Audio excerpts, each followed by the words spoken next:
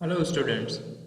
Today we are going to start our next topic in the gravitation chapter, that will be the last topic of our gravitation.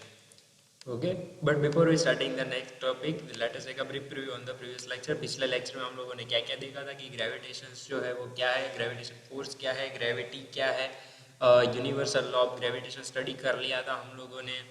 Okay, universal law of gravitation जो है वो generally क्या होता है. So basically that the gravitation force will be dependent directly on the distance, directly on the bodies act on the as per the masses of their bodies. और हमारा जो force जो है वो डायरेक्टली प्रोपोर्शनल होता है, इनवर्सली प्रोपोर्शनल होता है एज पर the distance of their bodies. Okay, so then we have study about how to derive the equations regarding to the force of bodies. That will be the F is equal to G into M1 into M2 upon D square, and then we have derived this unit SI unit for that.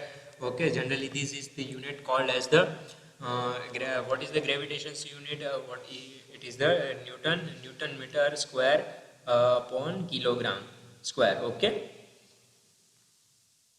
उसके बाद properties के बारे में study कर रखी थी हम लोगों ने. इसके बाद सारी कैप्लर्स लॉ के बारे में स्टडी की थी हम लोगों ने. और लास्ट लेक्चर में हम लोगों ने फ्री फॉल के बारे में स्टडी किया था कि फ्री फॉल जो है वो जनरली क्या है. ओके, तो वो भी हम लोगों ने ऑलरेडी स्टडी किया हुआ है. Okay, so Cartesian sign convention for the vertical motion, आज हमको ये स्टडी करना है. So what is the Cartesian sign convention for the vertical motion. तो सबसे पहले तो वर्टिकल मोशन के बारे में आपको जानना पड़ेगा कि वर्टिकल मोशन क्या होता है जनरली. सो बेसिकली अगर कोई ऑब्जेक्ट जो है वो वर्टिकली अपवर्ड या तो फिर डाउनवर्ड डायरेक्शन में अंदर मूवमेंट करता है. ओके, अगर कोई ऑब्जेक्ट जो है वो वर्टिकली, एक तो हमारा ग्राफ होता है वो इस तरह का होता है कुछ. ओके, सपोज कि ये हमारा ग्राफ है. ओके, यहाँ पर जो है वो एक्स एक्सिस है, यहाँ पर वाई एक्सिस है. सपोज हमारा जो ऑब्जेक्ट है वो ऑब्जेक्ट हमारा ट्रैवल कर रहा है in the distance of upward और either will be in the downward. So अगर अपवर्ड या फिर डाउनवर्ड के अंदर वो अगर हमारा जो है ऑब्जेक्ट मूवमेंट कर रहा है, then it is called as the vertically motion. तो अभी जब भी हमारी जो कार्टेशियन सिस्टम है उसके अंदर कोई वर्टिकल मोशन हो रहा है, उसमें अगर वो वर्टिकल अपवर्ड डायरेक्शन के ऊपर मोशन कर रहा है, then the motion will be taken as the positive values. Okay, तो मोशन को किस वैल्यूज में लेंगे हम लोग, पॉजिटिव वैल्यूज के अंदर कंसिडर करेंगे. जबकि नेगेटिव डाउनवर्ड डायरेक्शन के अंदर जब भी वो ट्रैवल कर रहा होगा तभी हम लोग कौन सी वैल्यूज लेंगे, नेगेटिव वैल्यूज को लेंगे. जैसे हम लोग ग्राफ्स के ऊपर नहीं लेते, यहाँ पर +1 2 3 लेते हैं और यहाँ पर -1 -2 और -3 की वैल्यूज को लेते हैं. उसी तरह से सेम हम लोग वैसे ही लेंगे. उसी तरह से हॉरिजॉन्टली भी हम लोगों को लेना है तो ले सकते हैं हम लोग. इस साइड में हम लोग पॉजिटिव लेंगे, इस साइड में हम लोग नेगेटिव लेंगे. अभी आप लोग सोच रहे हो सर ये तो इजी, हम लोगों को ग्राफ हम लोगों को प्लॉट करना आता है, इस वजह से आपको इजी लग रहा है. कभी कभी क्या होगा, कई बार कि आप लोगों को पता नहीं होगा, लेकिन दो टाइप्स की वैल्यू आएगी. सपोज कि अगर कोई ऑब्जेक्ट हो गया, मान लो कि ये हमारा ये ऑब्जेक्ट है, वो ट्रैवल करके इस तरह से कोई ट्रैवलिंग कर रहा होगा. चलो ये बताओ मेरे को कितना ट्रैवल किया इसने. तो अभी आपको यहाँ तक वैल्यू पॉजिटिव लेनी पड़ेगी, उसके बाद इसको माइनस करना पड़ेगा, उसके बाद में पॉजिटिव करना पड़ेगा, बाद में negative positive negative positive negative और फिर पॉजिटिव करोगे, तब जाकर हमको पूरा का पूरा फाइनल मोशन जो हुआ है बॉडी का वो हम लोगों को मिलेगा. सो इस तरह से कंसिडर करने के लिए ये आपको सीखना पड़ेगा. Okay, so on the other hand, physical quantities having the vertically downward motions are taking the negative values while the upward direction is taken as the positive values. Okay. Acceleration due to the gravity always acts in the downward direction and hence taken the negative. Okay, acceleration जो होता है gravity की वजह से, वो कहाँ पर होता है, तो ग्रेविटी की वजह से हमेशा कहाँ पर होगा, डाउनवर्ड डायरेक्शन के अंदर ही होगा. क्योंकि ग्रेविटी कहाँ पर होती है, सरफेस के ऊपर होती है ना, ग्रेविटी यहाँ नीचे होती है ज़मीन के ऊपर.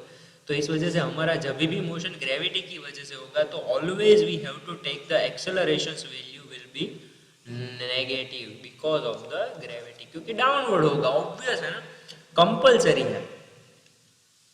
Tips to solve numerical problems, तो अगर न्यूमेरिकल प्रॉब्लम्स पूछे जाए तो उसकी टिप्स यहाँ पर दी गई है कि जी जो होगा हमेशा नेगेटिव होगा, क्योंकि ए जो है वो नेगेटिव होगा, और g equals to a because acceleration due to the gravity, that is why we will be take the g is equal to a. When a body is dropped freely its initial velocity u is equal to zero. अगर कोई भी body को हम लोग freely dropped करेंगे then we have to consider the initial velocity u is equal to zero. ये याद है ना भाई कि u जो होता है वो क्या होता है, u will be the initial velocity, v will be the final velocity.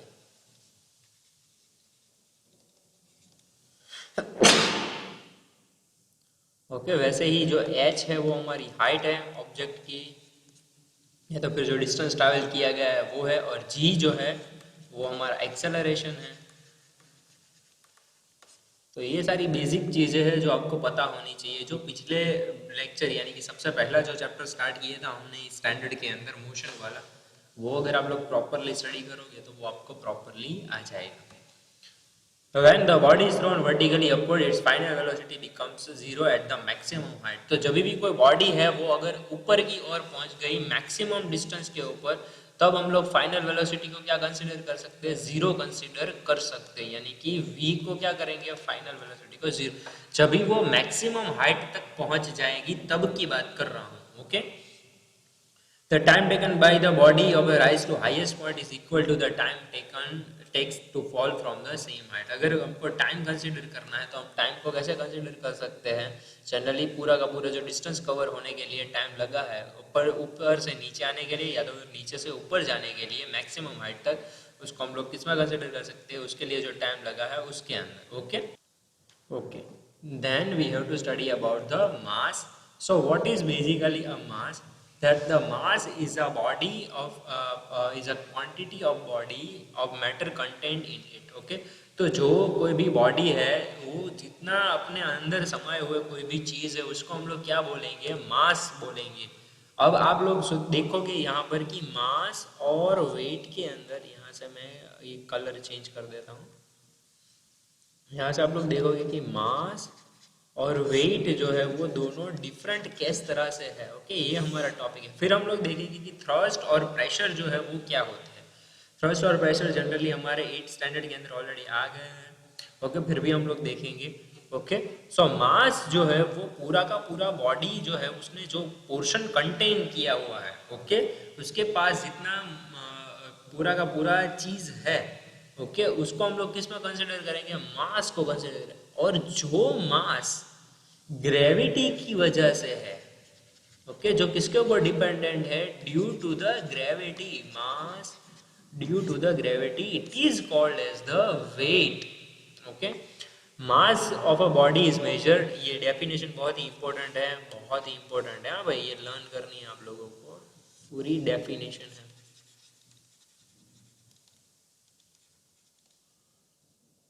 Mass of a body is measured of inertia of the body and hence called the initial mass। okay, मास जो होता है वो इनर्शिया के ऊपर dependent होता है, इसी वजह से इसको इनर्शियल मास कहा जाता है। Mass is the scalar quantity because it doesn't required the direction, so that is why it is defined in the scalar quantity. ऐसा यूनिट जो है वो सेम रहेगा दोनों का, किलोग्राम किलोग्राम। ओके, मास और वेट दोनों का क्या रहेगा, सेम रहेगा, वेट का थोड़ा सा चेंज होगा। ओके, CGS यूनिट जो है वो आप लोगों को स्टडी नहीं करना है, ऐसा unit will be the important. Okay, mass of the body is constant, does not change from place to place. Mass जो होता है वो चेंज नहीं होता क्योंकि बॉडी थोड़ी चेंज होती है। Okay, body doesn't change, so that is why the mass और initial mass will be not changed. Mass is measured by a beam और common balance, mass of the body can not be zero. अगर कोई body है तो उसका कुछ ना कुछ मास तो होगा ही, फिर चाहे वो 0.1 kg हो या फिर 0.01 kg हो, पर उसका मास जो है वो तो होगा ही, वरना उसके अलावा जो अपना बॉडी है वो दिखेगा ही नहीं ना। इनर्शिया के बिना कोई बॉडी नहीं बनेगा और बॉडी के बिना बॉडी जो है वो मास के बिना नहीं रहेगा। ओके, तो अब बात करते हैं वेट के बारे में। तो मैंने बेसिक कॉन्सेप्ट तो बताया कि जो मास हमारी ग्रेविटी की वजह से है, okay, the weight of the body on the earth is force with which it is attract toward the centre of the earth, यानी कि मास जो है वो ड्यू टू द ग्रेविटी है, उसको हम लोग किस में कंसिडर करेंगे, वेट के अंदर कंसिडर करेंगे। और वेट का जो यूनिट है वो है न्यूटन और न्यूटन, क्योंकि न्यूटन और एन, और दूसरा हम लोग इसको किलोग्राम भी बोलते हैं, बिकॉज यहाँ पर देखो किलोग्राम पर न्यूटन, किलोग्राम इंटू न्यूटन हो जाएगा, क्योंकि ग्रेविटेशन है तो इसको क्या बोलेंगे, किलोग्राम। ग्रेविटी है तो जी को हम कंसिडर करेंगे एक्सेलरेशन में, और एक्सेलरेशन यहाँ पर फिर से एम ए, तो एक्सेलरेशन को मैं लिखूंगा एम पर एस स्क्वायर, तो किलोग्राम मीटर पर सेकंड स्क्वायर को हम दूसरा क्या बोलेंगे, न्यूटन बोलेंगे, इस वजह से यहाँ पर न्यूटन लिखा है। और जनरली हम लोग तो वेट को किलोग्राम के अंदर ही कंसिडर करते हैं, क्योंकि कोई हम लोग किलोग्राम इंटू मीटर पर सेकंड स्क्वायर के अंदर कंसिडर नहीं करता है, जबकि वेट जो है वो हमारी वेक्टर क्वांटिटी है, क्योंकि it requires the acceleration, and acceleration requires the distance and also the directions, so that is why the weight is the vector quantity. Weight changes from place to place, अगर यहाँ से हम लोग moon पे चले जाए तो हमारा वेट चेंज हो जाएगा। सपोज यहाँ पर अर्थ है तो यहाँ पर मेरा सपोज कि 55 kg वेट है, तो अगर मैं मून पे चला जाऊँ तो due to the moon's gravitation force my weight will be change, and that will be the 35 और 40% less than the earth's gravity, because here the gravitation force is more than the moon's surface. okay, thrust और pressure के बारे में बात करते हैं, तो thrust क्या होता है जनरली, अगर कोई हम लोग कोई स्पेसिफिक जगह के ऊपर, स्पेसिफिक कोई पॉइंट के ऊपर अगर हम लोग फोर्स अप्लाइड करें, then it will be called as the thrust. अगर कोई पर्टिकुलर एरिया के ऊपर हम लोग फोर्स को अप्लाई करेंगे तो उसको क्या बोलेंगे, प्रेशर बोलेंगे। ओके, एक लास्ट टॉपिक जो है हमारा ब्यूएंट फोर्स है, वो हम लोग देख लेते हैं। जनरली ब्यूएंट फोर्स की वजह से ही हमारी जो बोट्स और ये सारी चीज़ें हैं वो क्या करती रहती है, तैरती रहती है वाटर की सरफेस के ऊपर। तो जनरली क्या होता है, जो इमर्स्ड लिक्विड होते हैं उसके ऊपर जो अपवर्ड डायरेक्शन के ऊपर जो फोर्स लगता है, मतलब कि मान लो कि यहाँ पर लिक्विड है तो यहाँ अपवर्ड डायरेक्शन के ऊपर जो फोर्स लगता है, ओके, यहाँ पर अपवर्ड डायरेक्शन के ऊपर जो फोर्स लगते हैं उसको हम लोग जनरली क्या कहेंगे। इसकी वजह से क्या होगा कि कोई ऑब्जेक्ट को जैसे ही मैं डालूंगा तो पहले वो क्या रहेगा, सरफेस के ऊपर रहेगा, क्योंकि यहाँ से पानी ने भी फोर्स लगाया होगा ना सामने की डायरेक्शन, तो थोड़ी देर वो सरफेस के ऊपर रहेगा, फिर धीरे धीरे धीरे धीरे धीरे करके नीचे जाएगा। तो वो जो सरफेस के ऊपर रहा वो किसकी वजह से रहा, वो रहा ब्यूएंट फोर्स की वजह से। So that is the upward force acting on the object immersed liquid is called the buoyant force. Important definition again. It is also called the upthrust. Upthrust यानी कि अपर साइड के ऊपर जो थ्रस्ट का pressure लगा है, thrust का force लगा है वो। Causes of the buoyant force जो है वो क्या है कि भाई the pressure from the sides are equal and no net force is available, so that is the basic reasons that the buoyant force will be act on the upward direction, because there are no sidewards force will be applied on that, and that is why the net force will become the zero. So that is why only one force acting on the upward direction, and it is caused the pressure to the pressure on the object, and that is why the object will come downward direction is in the slowly. But the pressure at the bottom of the mug is more due to the more depth of the water, and is less at the top due to the less depth of the water. The difference is I have already told you about that कि भाई कोई भी यहाँ पर देखो चारों ओर से सबसे ज्यादा फोर्स कहाँ से लग रहा है, नीचे की ओर से लग रहा है, जबकि ये तीनों फोर्स जो है वो एक दूसरे को क्या कर देंगे, निग्लेक्ट कर देंगे। ये दो फोर्स और ये दो फोर्स एक दूसरे को निग्लेक्ट कर देंगे। ये फोर्स जो बचा है उसकी वजह से ये जो रिंग है उसके ऊपर प्रेशर लगेगा, और प्रेशर लगेगा इसकी वजह से वो धीरे धीरे नीचे आएगी। ओके ओके, सो यहाँ तक रखते हैं। That's it for today. Thank you very much for this lecture. If you had any kind of doubt you can ask me on the comment section, you can ask me on the WhatsApp, और you can ask me on the Instagram also. बहुत सारे ऐसे बच्चे हैं जो अपना नाम comment नहीं कर रहे, तो लेक्चर देख रहे हो तो कमेंट करो। ओके, कितना आप लोगों ने जो है वो लेक्चर देखा है वो कमेंट करो। अगर डाउट है तो वो भी कमेंट सेक्शन के अंदर पूछो। Okay, till then bye bye everyone and take care of your self.